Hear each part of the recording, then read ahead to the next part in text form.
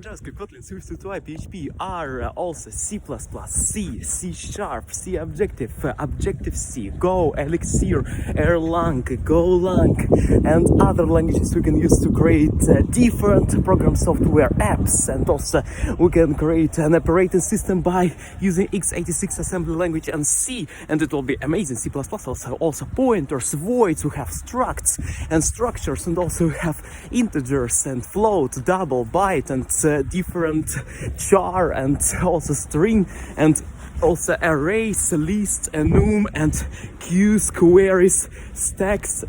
And also we have echo, print, printf, scanf, and also cout, cin, and lt, leg, gt, val, var, and const. And we have the constants, also gl, vertices, and we have the buffer, bufferization, and also clusterization, cluster, and x86 assembly language boot.